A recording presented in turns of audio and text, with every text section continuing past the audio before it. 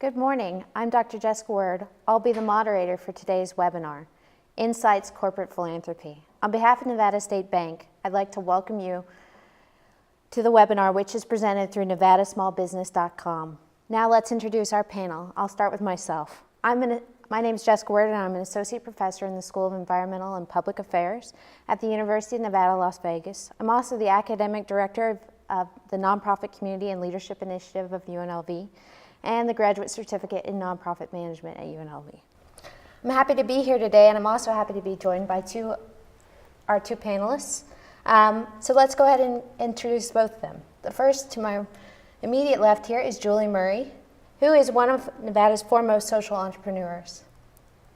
She's the president and CEO of the Moon Ridge Group, and she was the founding president and CEO of 3 Square, Southern Nevada's food bank and distribution hub. In 5 short years, 3 Square went from an idea at her kitchen table to an operation which today distributes 16 million meals annually and has a $55 million budget. Julie recently founded the Moon Ridge Group, which works with friends in the U.S. and globally to provide guidance about strategic philanthropy. We're also joined today by Cheryl Persinger, APR, and she is a senior public relations account executive at B&P, Advertising and Media Public Relations. Cheryl has nearly 15 years of marketing and public relations experience, working in corporate and agency settings. She advises clients in varying industries, including healthcare, banking, and real estate. Cheryl obtained her accreditation in public relations from the Public Relations Society of America and currently serves as the president-elect of PRSA, Las Vegas Valley chapter. She will share her insights on how community involvement can benefit businesses in terms of public relations and marketing.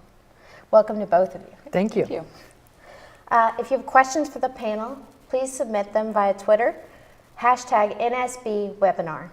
Without further delay, let's get started.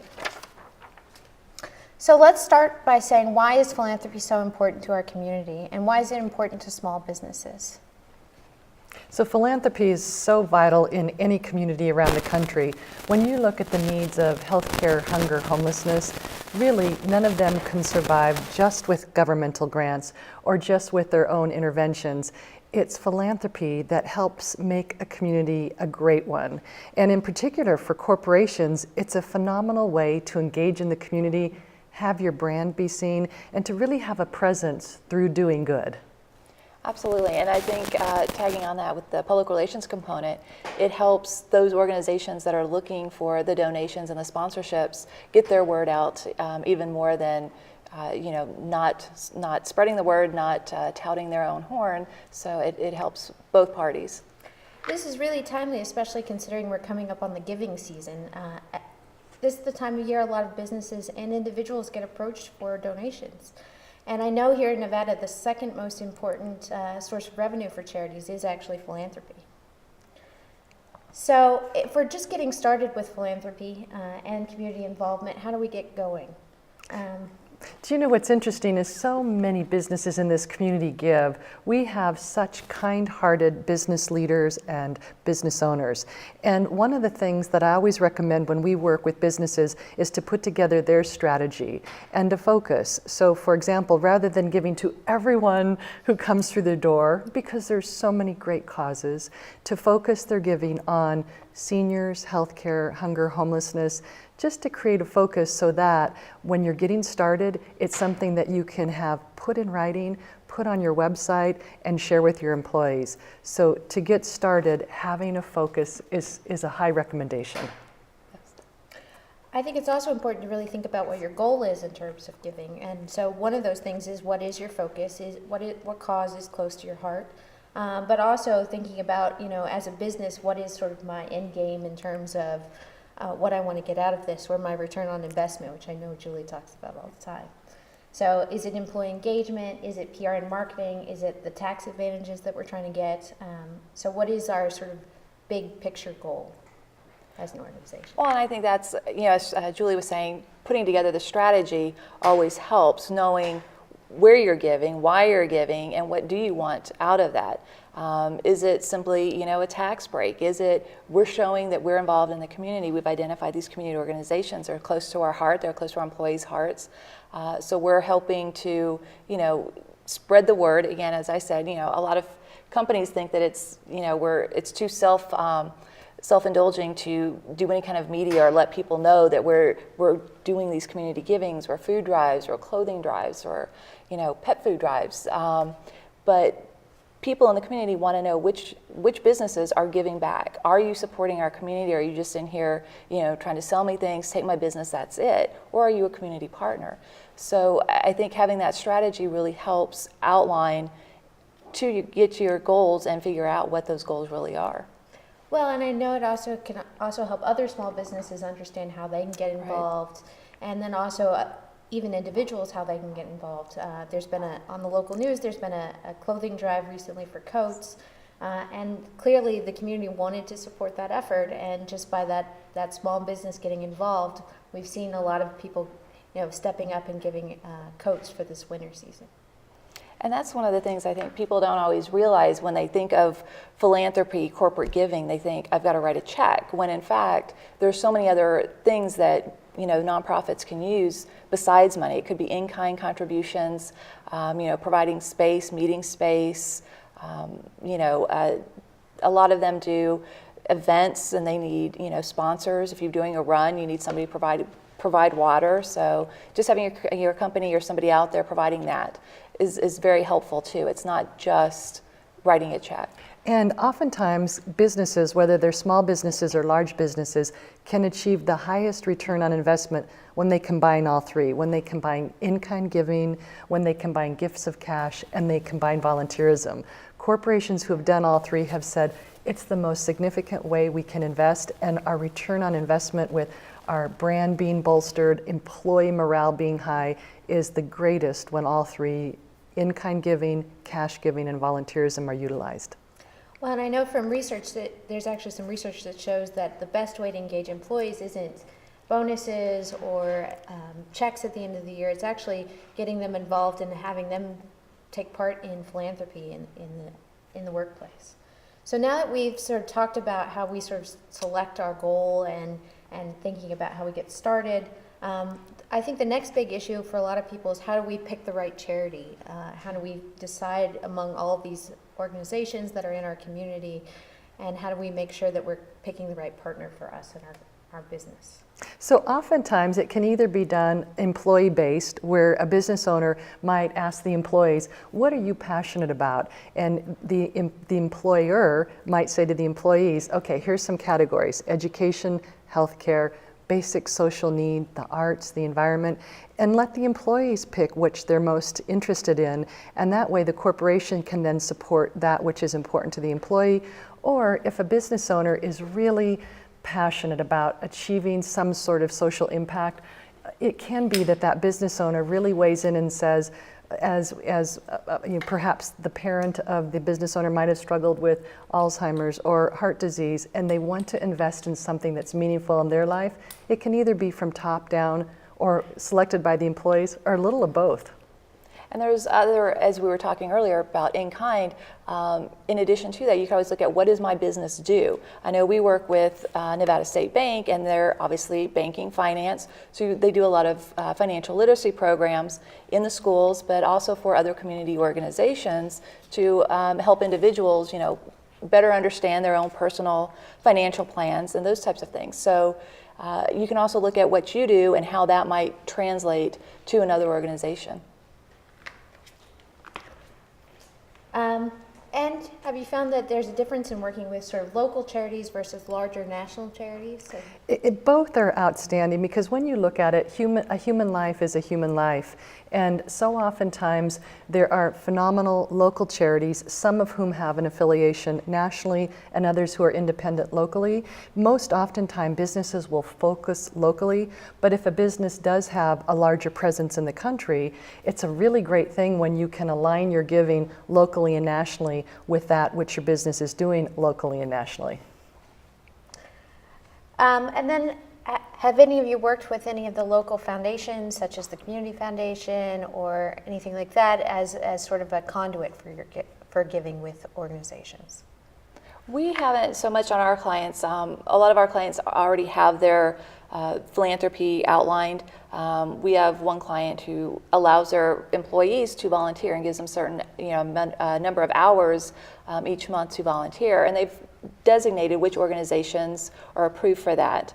A lot of times we just end up, as the agency too, we do a lot of the due diligence and a lot of the research, finding out who they are, what they are, where does the money really go, those types of things. Is there a national component to that? But no, we have not used that. I don't know if and I echo exactly, is that oftentimes we'll do a lot of the vetting for our foundation clients or our corporate funding clients, but when that doesn't occur, we do have two fabulous organizations in town that can recommend, and as you mentioned, it's the Nevada Community Foundation that is a fiscal agency that has funders who give pools of funds, and the Nevada Community Foundation does help them provide guidance. And the other one is the United Way, which, as we all know, focuses on education, healthcare, and financial stability. Both are great for general information about giving, as was mentioned in both of our instances. I also find that it's really important that organizations make sure that they're giving to a 501c3. And one of the easiest ways to do that is to just check online at guidestar.org to make sure that they're a registered nonprofit organization so that you will get that tax benefit. Because unfortunately there are always some fraudulent things that go on around giving, and so we have to sort of make sure that we do our due diligence in that respect. Absolutely. And that's one of the things that we recommend to our clients as well, is just because somebody's approached you and said, "Hi, I'm so-and-so, I run this organization, would you donate?" We always have them send something in writing so it's outlined. You know what the name of the organization is. You can go online and do your own research. Plus it gives you something, again, in writing as to who they are, what they are, that type of thing. So always make sure I have something in writing. Not necessarily this is what my donation is for specifically, but just to know that they've at least put something together and they have some sort of organization there as well. Cheryl, absolutely. And one other thing is the due diligence part that you mentioned, Jessica, is so important, because when the requests come in, to be able to vet them is so important. We have really kind-hearted business owners in this community and state, and they want to do well and give back, and they're oftentimes really busy, working hard to run their business, but to take time out and have someone in the staff do the due diligence is a really great help. Right, and it doesn't take that long if you just sort of go to the right sources. And like I said, things like GuideStar or one of our intermediaries like United Way or the Community Foundation. So the other thing is sort of, how do we actually donate? Do we want to give cash? Do we want to give volunteer hours? Do we want to give time? So in other words, treasure, Time, talent. time, and talent. Those are sort of the big three that we usually think about. So are there ways that you sort of recommend getting started? Do you think volunteering is a good way to sort of get in the door and sort of get to know the organization better? What have you guys found? I think there's no wrong way. Just to do it is the best thing. And you're right, whether you send your group of employees in first to volunteer and get a feel for that nonprofit, or to be able to do the vetting, make a small donation, and then send your employees in, there's really no wrong way to do it. I think the most important message is, our community's been through a really tough time in the recession. We've seen a lot of agencies that have had to close their doors, and a lot of people suffer. I think the best advice is just get started after you vet the organization and just engage. It will make us a much more vibrant community. And I would echo that as well. And you can always meet with the executive directors of those organizations to find out what do they really need. A lot of times people just think it's money or food drive, clothing drive, and they may need something else entirely. Maybe it is more, we need somebody here that could volunteer to do X, Y, or Z. So meeting with them can give you a better understanding of what's really involved for me, for my business. Maybe I can't spend all this money, maybe I don't have all this extra time, but what could we do? And just meet with them. You might be very, very surprised at what's available and what these organizations really would like. Yeah, and they might need something like tech support or office supplies, something that you wouldn't think of. Maybe they work with kids, but they have a database system that they really need help with. And your organization may do something wonderful like that, and that may be way more valuable than the donation that you could write. I know that when we met with a small business a couple weeks ago, they also mentioned there were lots of ways that they could get their actual clients and customers involved in giving. And one of the things they mentioned were the selling of those paper hearts or balloons or whatever that they put up on the wall. And that was a way that they could sort of engage their clients and their customers in the actual charitable process and to give that organization some more visibility.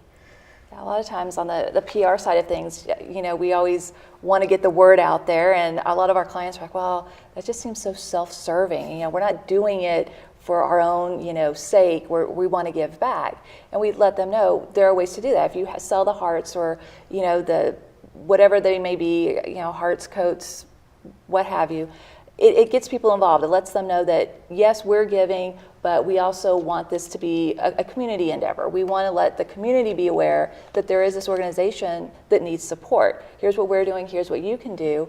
Getting the word out on social media too. A lot of these organizations have very small staffs, as I'm sure Julie can attest to as well, and you're busy trying to run and operate it, and sometimes getting the word out there. If it happens, that's great, but if it doesn't, you're like, well, next time. And this is a way to help further that engagement further beyond just your own employees, your own staffs, but to let the community be aware of what organizations are out there that could use the assistance. And Jessica, to add to that, you mentioned that I founded the 3 Square Food Bank with several wonderful local leaders. And at that time, there were about 300,000 children and families who struggled with hunger. And we were given a challenge to buy a building next door and expand the food bank to be able to fulfill the need. But we needed to raise $18 million in about a year and 9 months. And one of the ways we did that, to your point, is that there was a construction company who was the lead construction folks that were organizing the design and development of the building. They went to each of their vendors, the electricians and the plumbers and the concrete people, and anyone who was their sub-vendor, and they said to them, this is important to us, hunger is important, and we're working to expand the facility, would you help give? And it was shocking that through this one corporation reaching out to others, that I believe that we hit about $1 million of gifts that came in $20 and $40 and $50, all the way up to hundreds of thousands. But it was because one business decided to expand their giving presence and include their family of contractors and subcontractors. Well, and that would never have happened if that corporation hadn't decided to make it public that they were supporting your cause. Yes, yeah, absolutely. Following on that, I'm sure in your work you've also seen a lot of valuable in-kind donations of time and energy, and that would be an example of that, yes. But I'm sure there are others. Absolutely. In staying with that story of the $1 million that was raised from the project manager to the contractors and subcontractors, so much of that was electrical service or concrete that was discounted or tiling that was discounted or outright donated. To both of your points, to yours and Cheryl's, in-kind giving helps so much. And oftentimes that's really what a small business has to give, is their tax advice or their printing services or whatever they have. I think the common theme is just whatever you're doing, give something, time, funds, or volunteerism and in-kind. And for small businesses to tack onto that, it's a way also to help get your business name out there. A lot of these organizations have fundraising events. They have dinners, they have lunches that they want to thank their donors, thank their volunteers at. And they're worried about, again, getting food on the table, getting a presentation, and getting invites out. Even if you've got a bakery, maybe doing something as a little giveaway. Or if you do a crafty type business, centerpieces are always, needed. You wouldn't think of it necessarily, but having that nice decor is very important too. As a person who is being recognized, you want to see, this organization, they at least know what they're doing, and we're not, in some rundown building, but we are fiscally responsible. We do manage the money well, but we want to say thank you. And centerpiece is having the decor out there. Get your name out there. It helps them. So a lot of these companies, I have very close friends who work for a lot of nonprofits, and it's those little things, it's that little touch. I don't have time for it, but if you know somebody, let me know, can provide a centerpiece. We'll thank them. We'll put their name in the program. We'll mention them on stage. So it does help that business as well. You're giving back, you're helping out, and you're seeing that return. Even at UNLV, I know that especially around graduation time, we have a lot of receptions and things to celebrate our students' success. And a lot of the small businesses around the university give really generously in terms of food and beverage and things like that, and sometimes even come over and work at the events to help us out. And we certainly couldn't have as wonderful a celebration without them. The other thing that we should think about is sometimes corporate and business owners want to get involved in terms of being on boards and working through charities like that. Do you have any advice for people who are thinking about getting involved in boards? Absolutely. That's such a fabulous way to invest your time in something you're passionate about, give back through in-kind giving, and also then it puts you in contact with the networking of like-minded business leaders. I can picture some of the best boards that are in the Valley, and not only does that individual get back because they have invested in something they're passionate about, but also it's great for networking because you're situated with usually 10 or 12 or 14 other really successful individuals. So board engagement is fabulous, and nonprofits greatly need solid leadership. And I think from the PR standpoint, because I know we get a lot of requests too from clients who say, well, this executive wants to be on XYZ board. Well, are they already involved with the organization? Is there some tie, or are they just looking to put their name on the organization? Let's find something that maybe fits, that, as Julie said, that you're passionate about. Because if you're not, it's just not going to work out for anybody. So yeah, finding what you're passionate about, getting involved, meeting some of those folks beforehand to see, are they looking for somebody? What is your commitment to that board position? A lot of times there's a financial commitment, a time commitment. It's not just a resume builder, and I think some people go into it thinking that maybe that's what it is. I can say I'm on this board, therefore everything else is just going to come. But again, you need to be passionate, you need to be engaged, and find that organization, that thing that really speaks to you and that you're passionate about. And to tie on to what Cheryl's saying, absolutely, if you're going to join a board, it's so important to give it your all, and don't just lend your name, but if you make the commitment to a nonprofit to serve on their board, do it well, give your time and energy, because there have been instances on boards where someone will join a board and then they aren't able to show up for meetings or engage. So the common theme is if someone does it, to really do it well. Yeah, because the boards are legally and financially responsible for that organization, and so if you're not paying attention or you don't have that sort of time to give, then perhaps writing a check or getting involved in volunteering in a different way is a better choice. So you really want to think about that commitment before you sort of dive in head first. And often there's committees and other things that you can also network through that are a little less of a time commitment as well. Great point. So one of the other issues that has sort of come up when I've talked to small businesses is making sure their investment gets spent the way they want it to get spent.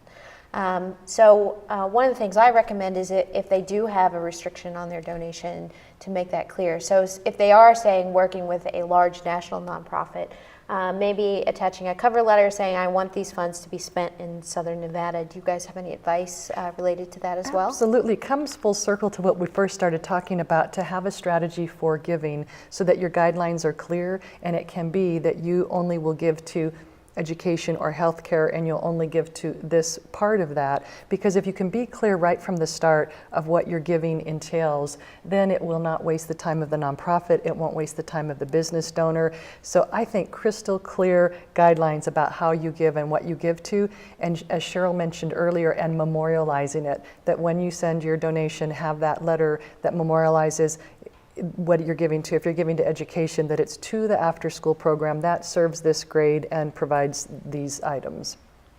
No, I would agree with that. It's you don't want to necessarily always be too specific, but you want to know what your goals were initially from the start of the year as to what you wanted to give to, instead of just sending something out, we'll support this or that. If you want to support healthcare, are you looking at adult healthcare, seniors, children, and what components of that? Is it maybe construction of a building? Is it services, operational? additional programming. It's very important to know what's available, what's out there, and really what parts you want to give to. And then also on the flip side, after I just said be specific, the other part is if you really know an organization like a university or a food bank or someone that has unrestricted funds, and you trust the CEO and you understand that when you give to the unrestricted, the funds will be used very well and they'll be transparent with how they're using them.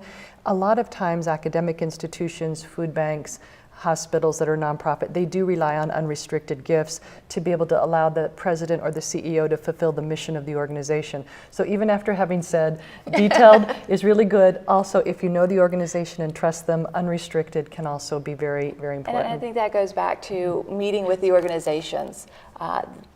Really it's due diligence, yes, but it's not just doing an internet search. It's meeting with the organization, talking with them, finding out what their needs are, because it may be you want to do something specified, but it may be we have things that come up and we really need some just general funds that we could pull from for these certain programs. So definitely meet with the organizations, find out what their needs really are.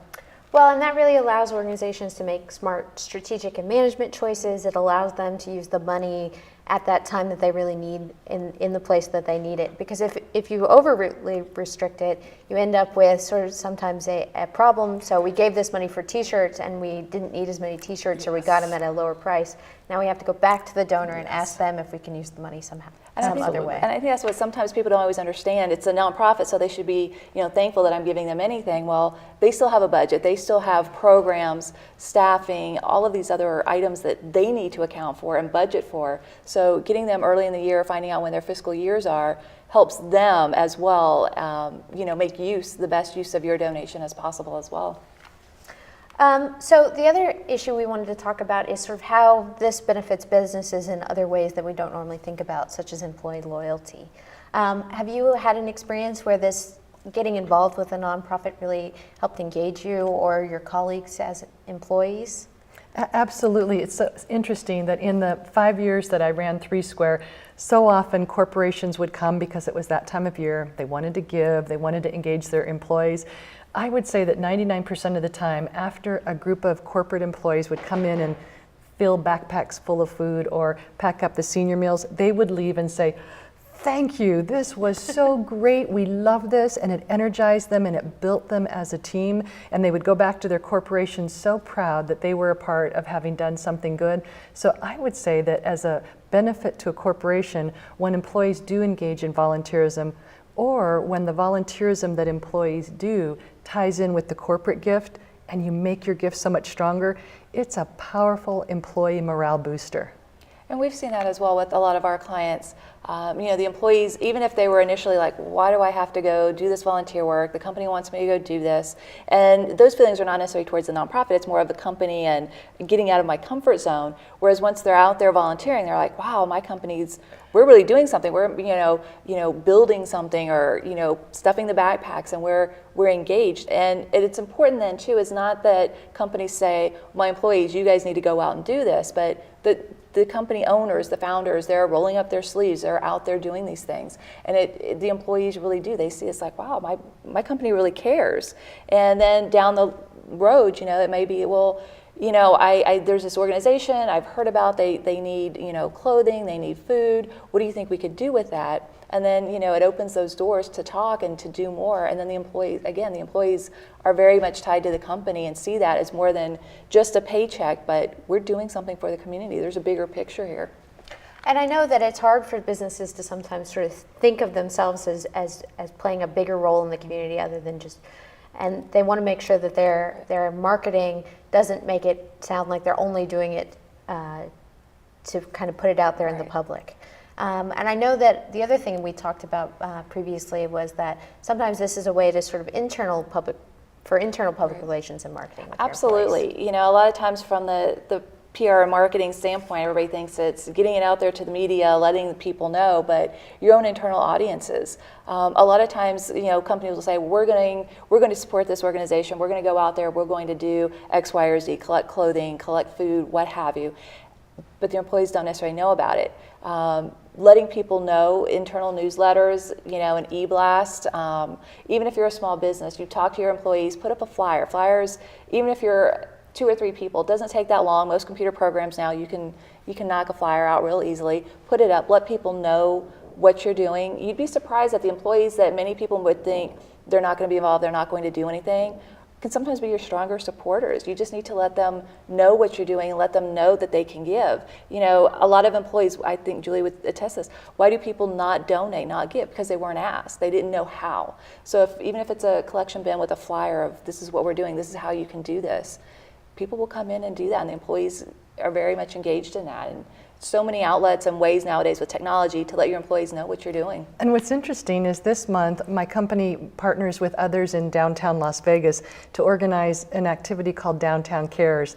That one is 100% done by small groups of businesses who come together, and their employees get together in groups of 2, 3, 5, and 10, and they give of their time and renovate a nonprofit downtown. And it's interesting to watch the dynamics of one group planting and painting and another one doing another sort of nonprofit volunteerism activity. One by one, as these groups of employees bond and come together, when they leave, the enjoyment that we see and the pride that they have for their company is just so exciting. So I concur with both of you that when employees engage, it's such a terrific bolster for morale and employee pride. So the last thing we're going to talk about is how philanthropy can enhance marketing and public relations efforts. Again, I know we've sort of talked about that a little bit as we've gone through this. And in particular, I know timing may be an issue that we want to think about in terms of marketing and PR, especially with the holiday season. Right. With the winter holiday season, everybody always thinks Thanksgiving, Christmas, Hanukkah, all of these things. This is when we want to give. This is when we want to do things. And you can get lost in if you're looking to get the word out there, or even help that organization that you're supporting get their name out there. You can get lost in that shuffle. Everybody's doing everything, but and the organizations, you know, nonprofits, of course they'll take it, they love it, but after the first of the year, everything seems to just drop off. You know, April, we always have organizations in April saying, can you help us? Can you help us get the word out? We need, you know, donations of this. We need some money for this. And that's when people, well, you know, we did in the holidays. Oh, we're coming up with the holidays. We'll wait till the end of the year. Well, that's great for you, but what about the nonprofit that you're really working with? And again, it goes back to meeting them and finding out what their needs are throughout the year. Maybe it's not a, you know, toy drive at Christmas that really is beneficial for them. Maybe it's, you know, shoes and socks for the start of the school season. You know, those types of things. So it's very important to think outside of November and December. You know, there's 10 other months. Well, and it might help your organization actually get more attention. Exactly. Because you're doing it sort of outside the normal cycle. Exactly. And also benefit the charity more. Because I know soup kitchens and things like that work with the food bank may struggle all year to find enough volunteers to actually have, to serve people. And then the holiday season comes and they're turning volunteers away because everybody wants to come and serve on Thanksgiving Day. And a great way to investigate that is the United Way does have something called the Volunteer Center. And if someone is looking for something to do and it's not Thanksgiving and Christmas, and throughout the year they might want to do something at any month, the Volunteer Center at the United Way vets the organization, looks at the volunteer opportunities, posts it online on one of the local television stations, and is readily available to guide you to volunteer opportunities. That's a great suggestion. So the other question is, when do you get the media involved in terms of your PR and marketing? When do you not do it? So how do you sort of make those decisions? Well, it really does depend on what you're doing and why you're doing it. If you're doing a canned food drive, a clothing drive, you obviously want, you know, you want your internal public, you know, your employees aware of that, but you want your customers to know.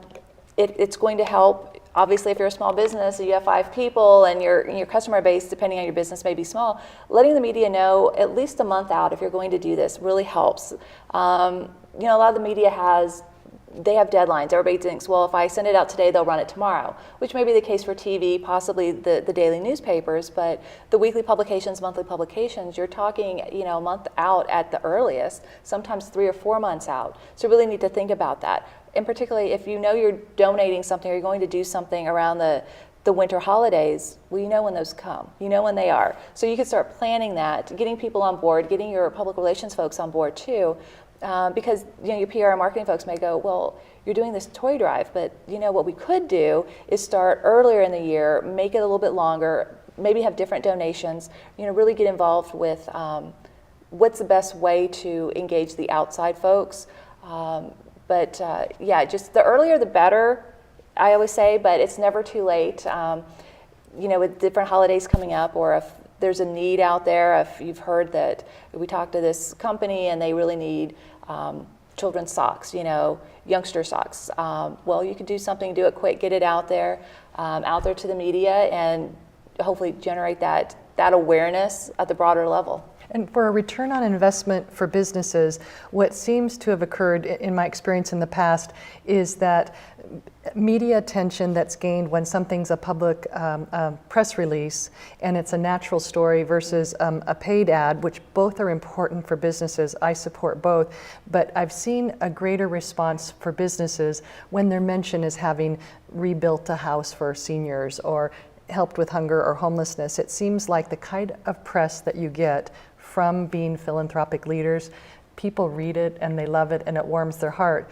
But the paid advertising is also very good. and some of that is, you really want to work with the organization. They may, it may be a great story. They're, sometimes from the PR side of things, you think, oh, I would love to tell this story. We've got to get this story out there. But it's just not appropriate. Maybe the people involved just don't want to tell it. It's, the organization's like, no, this one, and we've had to tell clients sometimes before too that it is a great story, but this one, just let it go. Let it go under the radar and do this. Sensitive issues or populations like children or seniors that they may not want to get their picture taken when they're receiving services. Yeah, exactly. So you want to also, think about the clients and the end result, and because again, that sort of increases your danger of coming off as only doing it for the PR. And again, work with the organization. They may have a great story that they've been wanting to tell and they just haven't had that outlet or the right time, and they may be able to be, say, we've got a client or we've got this person or here's something that we can show and tell that story and help you along with that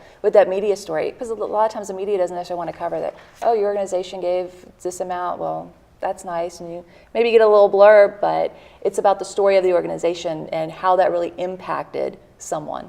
Right, and that kind of comes back to doing sort of a variety of things to sort of fill it out. So volunteering and giving a gift together may make for a better story and also a better impact for the organization. Right. So we're going to start with questions from our Twitter audience. So our question from Anne is, can you tell me those websites I can check for a charity's credibility again? So I actually mentioned guidestar.org. It's a free website. You can go on and make sure an organization is registered as a charity. You can even look up some of their recent financial information if you register for free. Are there other websites you guys would recommend? I would recommend Charity Navigator, and I don't know if it's charitynavigator.org or .com. Okay, great. So charitynavigator.org. Okay. And then you could also go to the local United Way's website. Yes. They also will have a list of charities they work with, and that's usually a smaller list, which may make it a little less overwhelming. And they've already vetted all those organizations. Yes. So our next question is from Sarah. She's in retail, and she says they're constantly being asked to donate merchandise to local charities.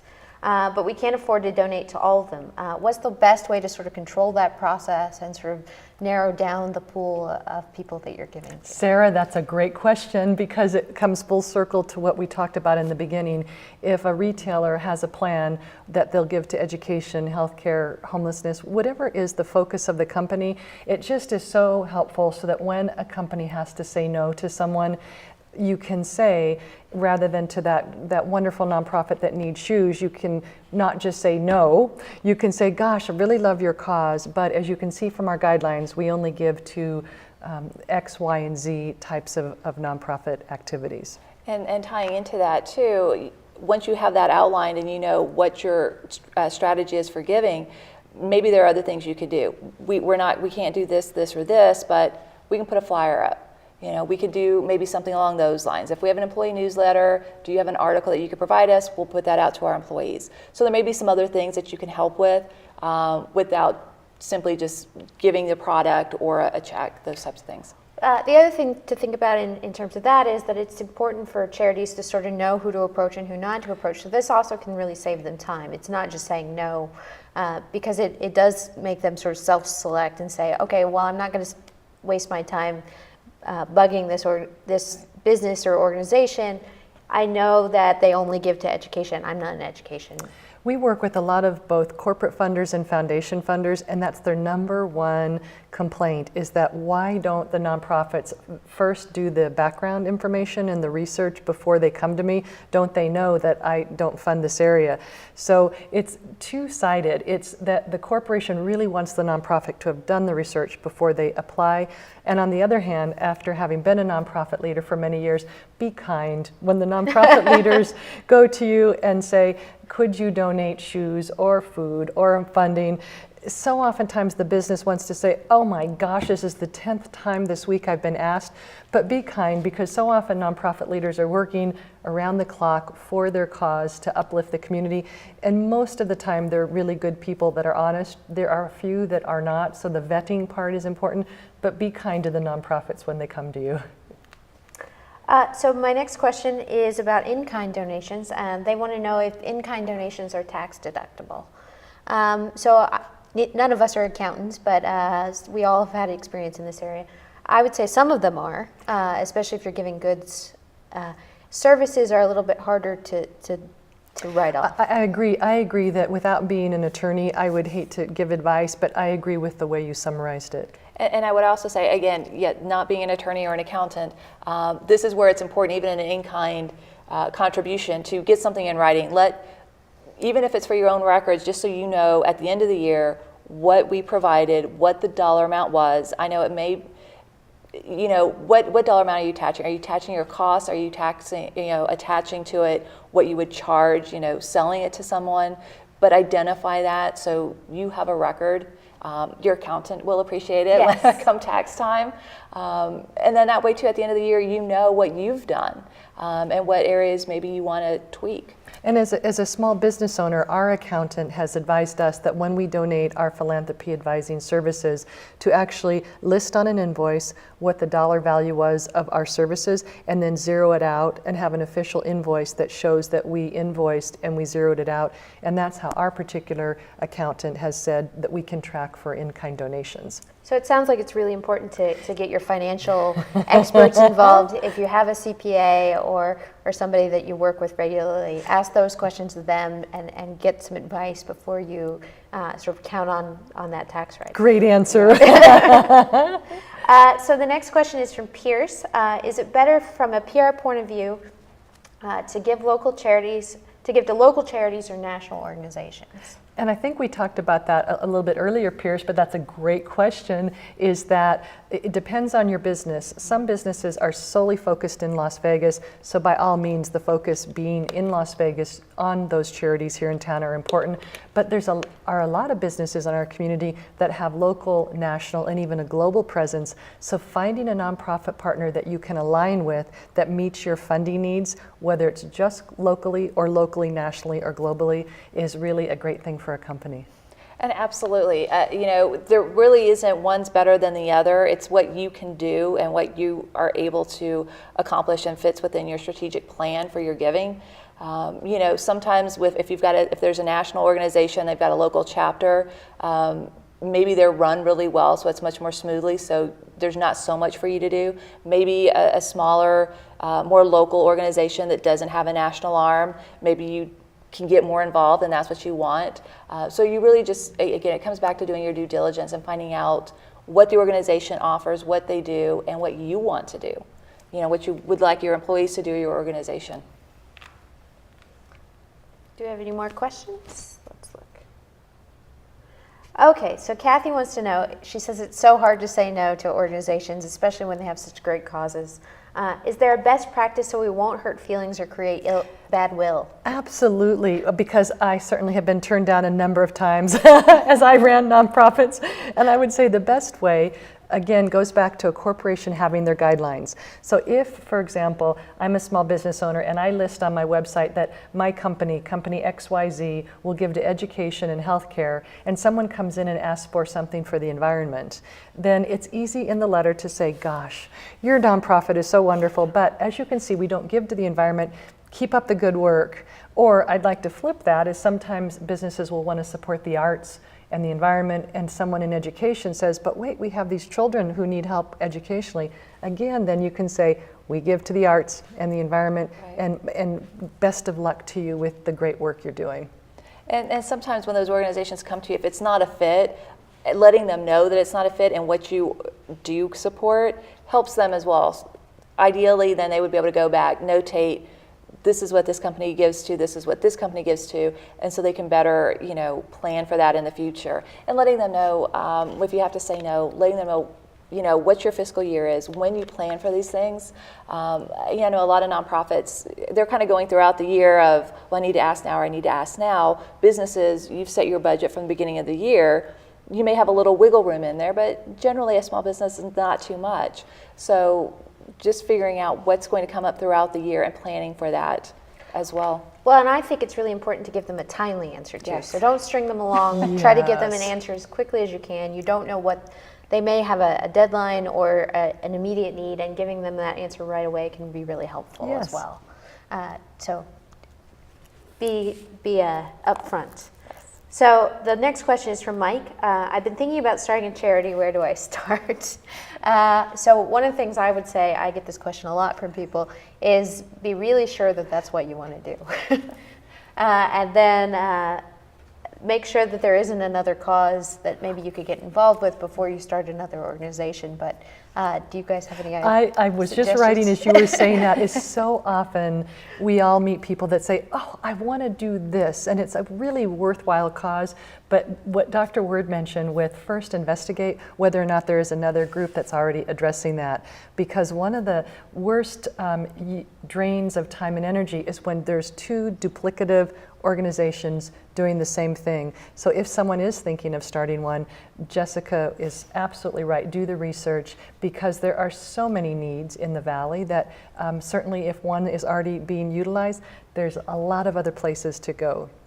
And I'm not saying there's never a good time to start a Yes. nonprofit, because there are lots Absolutely. of things needs that aren't getting served here in the Valley, and sometimes that's important to go ahead and start a new organization to meet those needs. But we also want to make sure that we're not sort of duplicating services, or at least that if we are sort of competing with another organization, that we're serving a slightly different population, or we're doing the service in a different way that maybe wasn't quite meeting the needs before. Absolutely.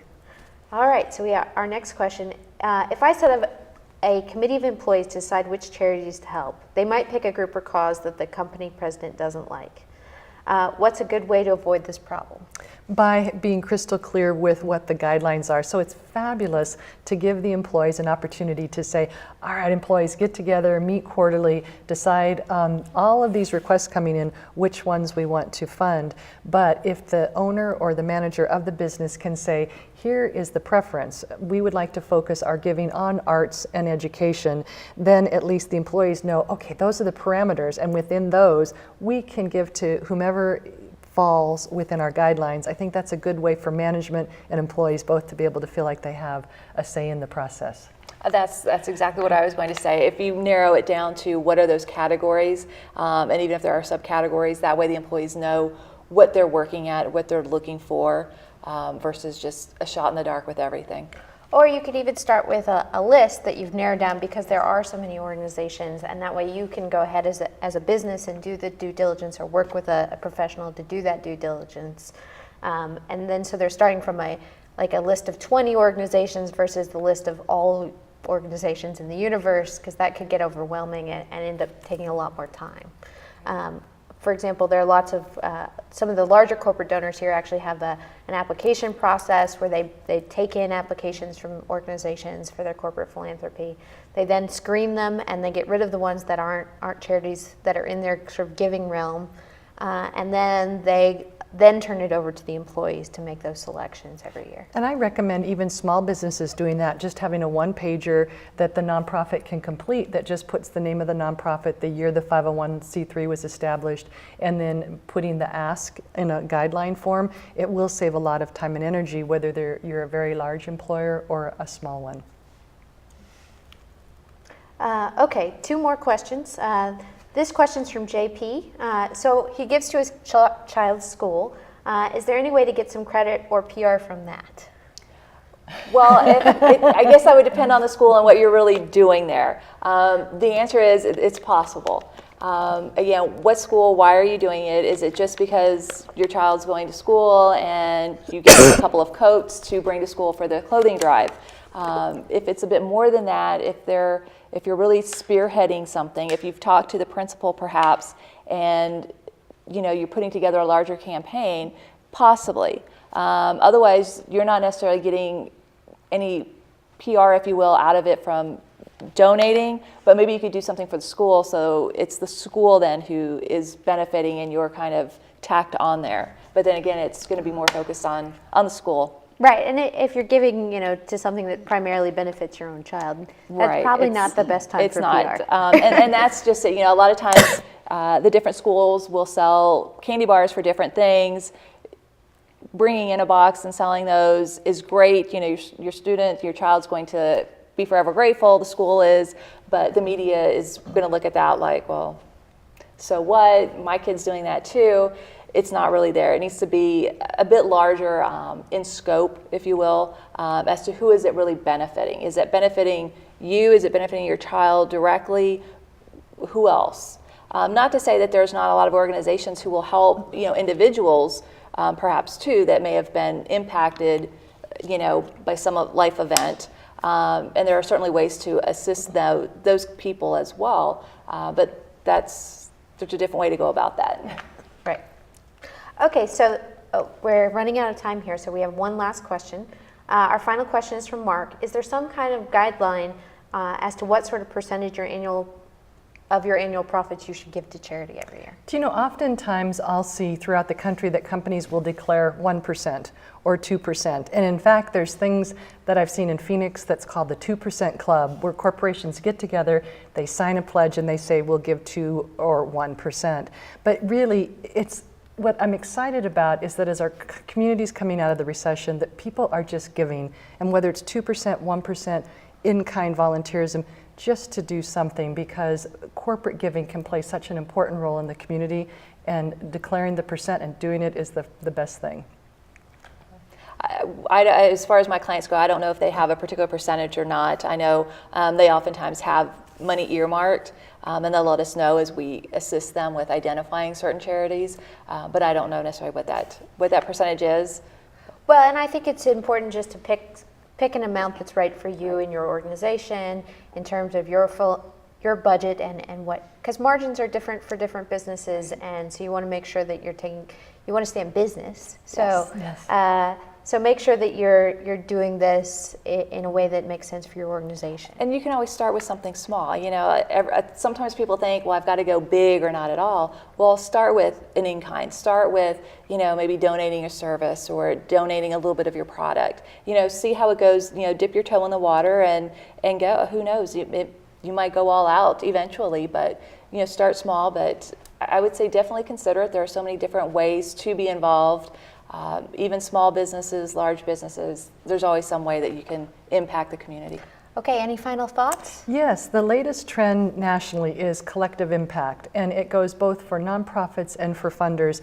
So as a corporation and a small business is determining, can I give, should I give, a lot of times it's been interesting to have businesses come together, and instead of just doing one thing here and another business doing another thing here, collaborate with your fellow business friends and look at doing some things collectively, because the return on investment can be even greater when you do it collaboratively. Certainly you can keep your own corporate giving program in place, but try talking to other businesses and other corporations and look at perhaps just one collaborative project a year. It's a lot of fun and provides a great return. I echo that. I think just get involved some way. There's so much to do, and working like that together, even if it's with a competitor, shows the community. The community, they want to support businesses that support the community as well, those people. And just seeing that people can play nice together. You hear a lot of negative business stories, so people are playing nice together. These companies are getting involved, they're supporting something. There's always ways to get involved. And my final thought is that I think it's just important to get started. So go ahead, you'll get so much more out of it than you ever gave. You'd be surprised at how rewarding it can really be to get involved with some of these great organizations. So on behalf of Nevada State Bank, I'd like to thank our panelists, Julie and Cheryl, for presenting this valuable information. We hope it encourages your company to become involved in philanthropy and make our community a better place. And thank you to everyone who participated, especially those of you who submitted questions via Twitter.